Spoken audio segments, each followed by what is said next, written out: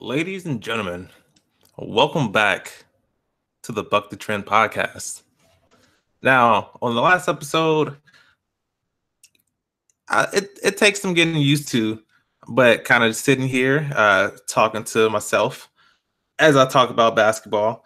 Um, I wanted to get some guests on here with me today, but things just didn't work out with schedules.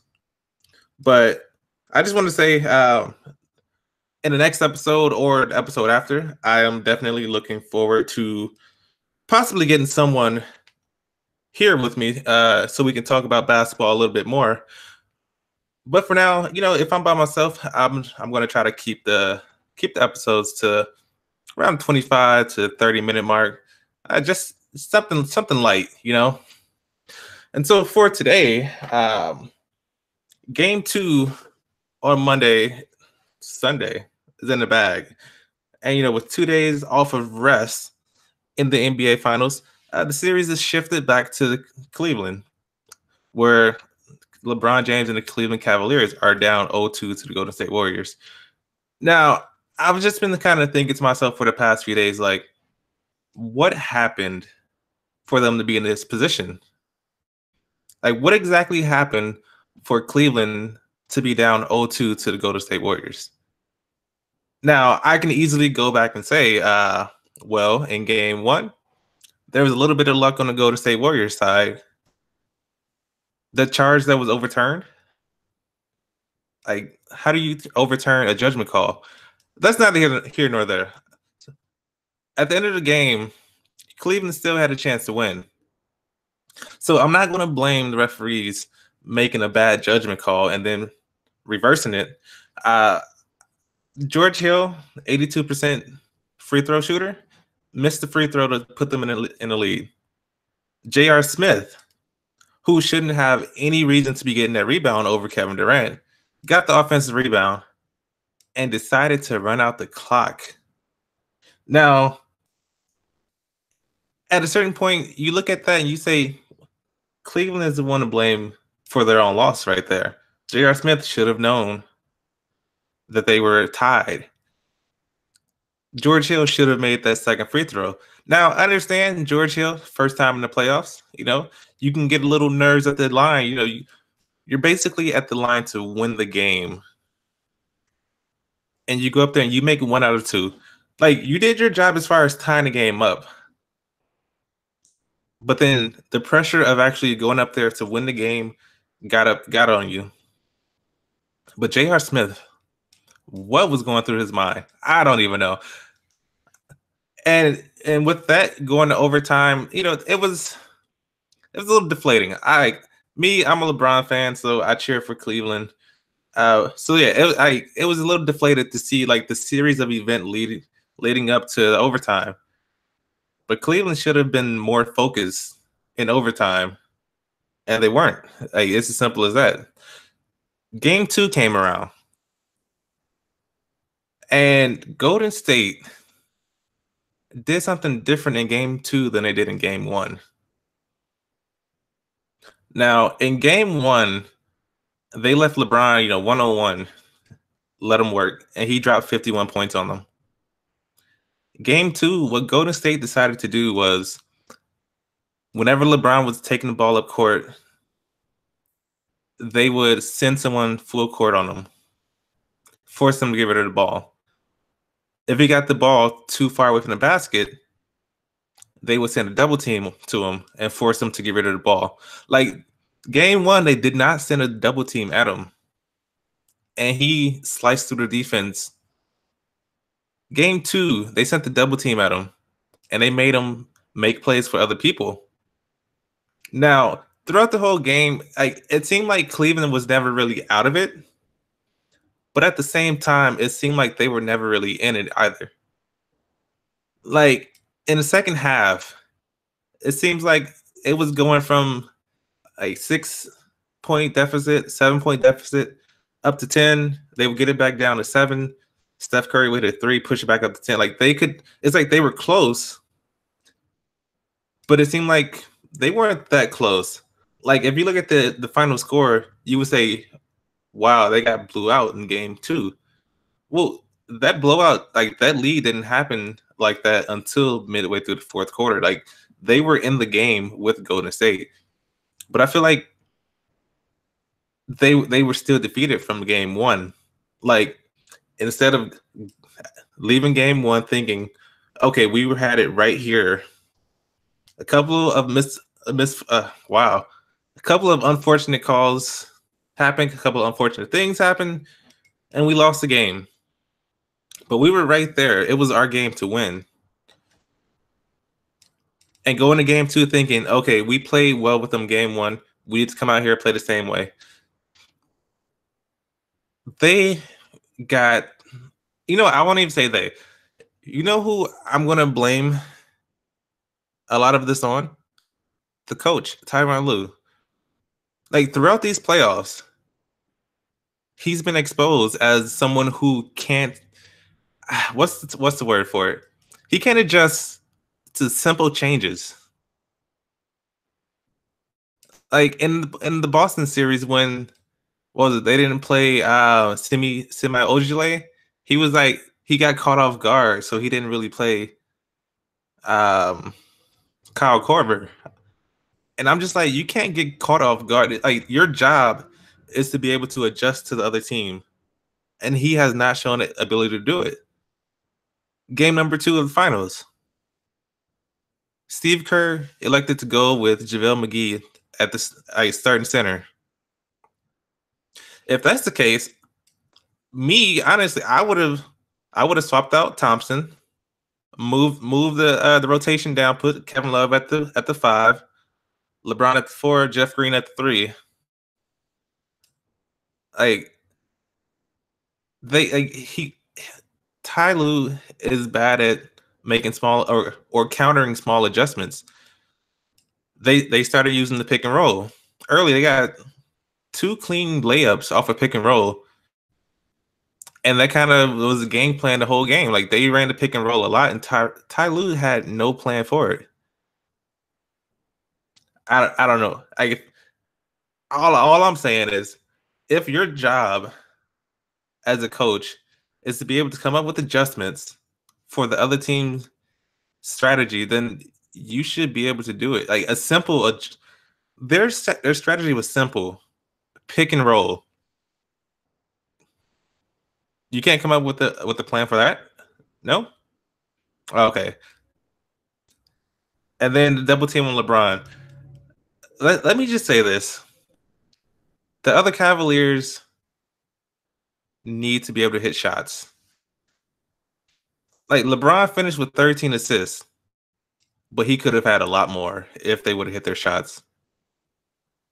And that's why the game seemed like it was so far out of hand, because they were missing all these shots. Now, they're at home tonight, and I fully expect the role players to be knocking down their 3-point shots. Like, they play completely different at home. Like, they don't look lost.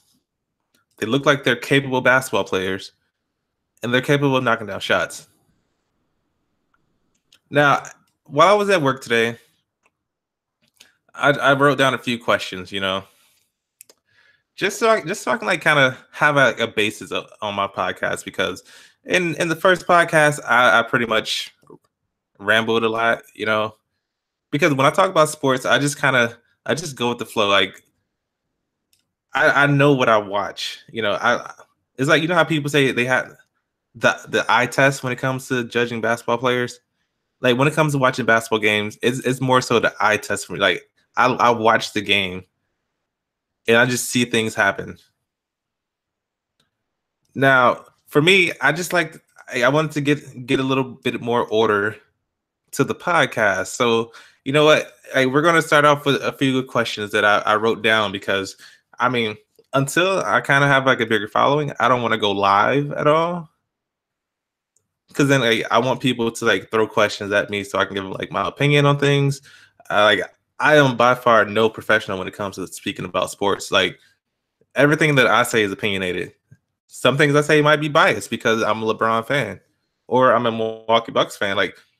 But if you want my opinion on things, which I doubt anyone wants my opinion on anything, once I get a bigger following, I'll start going live, having fan interaction. But until then, it's going to be like kind of this small thing, like, these small episodes, 25 minutes, 30 minutes. But yeah, let's get to the first question I wrote down. Now, the first question I wrote down was, what do I think went right or Warriors did right in game 2 compared to game 1? And I kind of touched on it a little bit earlier when I said that they played LeBron full court, and in half court they double teamed him. Now, if LeBron didn't score 51 points in that first game, it wouldn't have been that close. Game 2, the Golden State Warriors kind of took a play out of the Boston Celtics book where they're just like, we're going to make the other guys beat us. And the other guys were not able to do it. Like, yeah, LeBron had 13 assists, but when the other guys are missing open 3-point shots, that is not a recipe for winning. And if there's one team that you don't want to miss a 3-point shot against, that's the Golden State Warriors, because as you saw in game 2, Steph Curry will come down the court and hit a 3. Whenever we did hit a 3, Steph Curry went down the court, and hit a 3. So you don't want to miss a shot like that, because typically when it's the missed 3, it's a long rebound, and they're off running. So you don't want to miss your 3-point shots. Now, I want to go vice versa on this. Like, what do I think the Cavaliers did right in game 2? So one thing I would like to say is Kevin Love, he, like, these first 2 games, he's been there to help LeBron. Like, he scored 20 points in both games, or not 20 exactly, but in the 20s. And that's something LeBron hasn't gotten in the playoffs this year. So one thing they did right was they were able to feed Kevin Love early and get him established, because if LeBron is getting double teamed, someone needs to score. If Kevin Love can be that person, fine.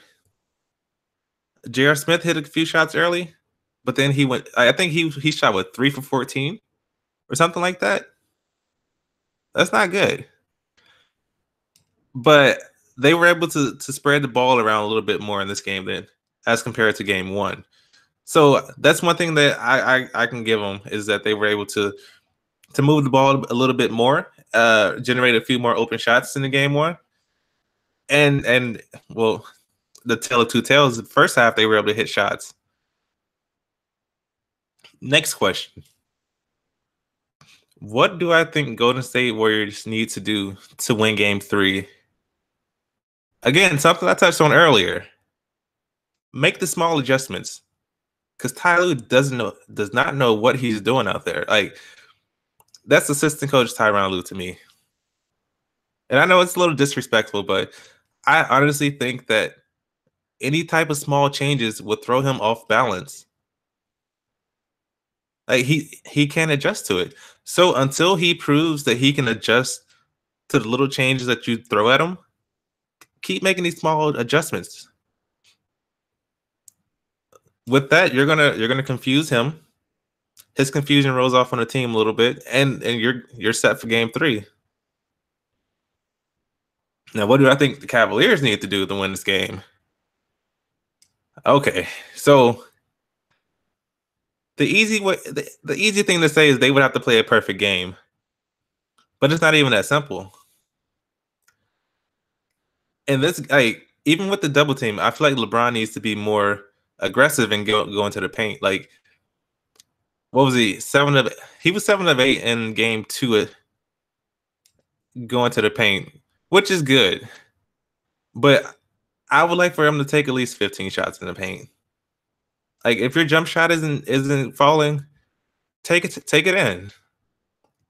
6'9", 270. Like, instead of catching the ball around the perimeter. Whoever's on you, post up. Like, a recipe for success is when LeBron is in the post. So for the Cavaliers to have a chance in Game 3 tonight, I would like to see LeBron should go in the post more. The role players would have to hit their shots. Jordan Clarkson would have to sit on the bench the whole game. Roddy Hood should get some minutes, and like if he can knock down shots, he opens another dimension for the Cavaliers. Like, so many things need to go right, as well as Golden State missing some shots. Like, so many things need to go right for the Cavaliers to take this game. But I feel like looking at the first two games, they've played well against the Warriors. Like, the first game, almost a win. Second game, they were close, 7 points ish, 10. You know, it wasn't that big of a lead for them that they couldn't come back from until like halfway through the fourth quarter. So they should look at that and see, look, we were in their home. We almost got one win in game one.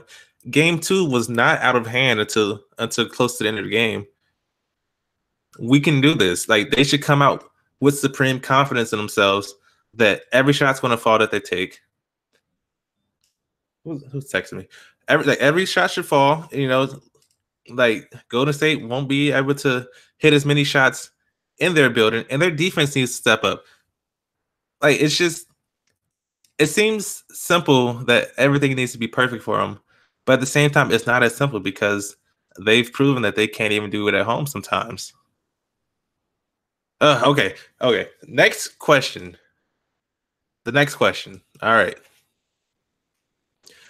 Now, I was spoken with a few people about this before the series even started, and it was, how many games do you think this series is going to go to? Now, before the series started, I was on record of saying it has the potential of going to 7, but that was only if Cleveland was going to be able to go in and steal game 1. Now, I had Cleveland going in stealing game 1, but as we all know, it didn't happen. So right now, if I look at it, I would say this series is going to go to 6. Like, I would like for it to go to 7 because I think in 7, the Cavs are going to win. And you know what? Screw it. I'm gonna keep my prediction. If I'm wrong, I'm wrong. Cavs in 7. I'm saying it right now. Cavs in 7. They're gonna win these next 2 home games. Golden State's gonna win game 5. Cleveland's gonna win game 6, and then Cleveland's gonna win game 7 in Oakland. You heard it here. Nowhere else. Cavs in 7. All right. So yeah, I feel like if it's a short series, it could be done in 5. I don't see Cavs getting swept at all. I don't think LeBron is going to let that go down. But if it's a long series, it's going to go to 7, and the Cavs are going to win. Now, before leaving work today, I asked one of my coworkers, like, if you were talking to a sports personality about these finals, like, what question would you ask them? And his question was, do you think the referees favor the home team more? And I'm going to say yes. And it's not just in the finals, though. Any playoff series, it seems like the home team gets the benefit of the doubt when it comes to certain calls. Now, in Oakland, there was some serious. I was about to use the word I don't even know how to use. There's some terrible calls, okay? Like, game 2, Steph Curry shooting it left-handed out of bounds and then getting the ball back because they said Cleveland tipped it. The punt fake from Clay at the top of the key where Korver was going past him and he jumped forward into him. Like, Korver wasn't near him and he jumped forward into Korver. And I feel like that should be an offensive foul. because now you're messing with the defensive player's landing spot. They got away with that on the opposite spectrum. Cleveland did the same thing, and no fouls called. So, I mean, the referees, I feel like they do call fouls in favor of the home team at times. And I'm not going to say there's some conspiracy theory out there where a lot, like in these finals, a lot of calls are getting called in Golden State's favor. But I mean, at the same time, seeing is believing. But do I think that the referees cost the Cavs game 1? No. I will say that if that charge call stood, the Cavs would have been up 2 points with 36 seconds left with the ball. But at the end of the game, they were tied up at 107. I mean, they had a chance to win right there. So hopefully, tonight's game plays out in Cleveland's favor. I'm not going to say that the referee should give them a couple calls for the BS in Oakland, but the referee should give them a couple calls for the BS in Oakland. But yeah, prediction for tonight, I'm not going to give specific numbers, but for sure, I believe Cleveland's going to win. And I think they're going to win by double digits. Call me crazy, but I think Cleveland is going to come out swinging. And they're going to win by double digits. And then come back Friday and win a close game. Being tied up, going back to Oakland. Now, for this podcast, I do want to have some guests on here. If you are listening and you would like to kind of be a guest on the podcast at some point, all you got to do, hit that subscribe button, comment down below. Because mainly I want to talk about basketball while the basketball season is still going. Football season is not my territory. There's other people that I know for that. If you want their info, just let me know. Actually, you know what? My guy Kid, I'll put his link in the description.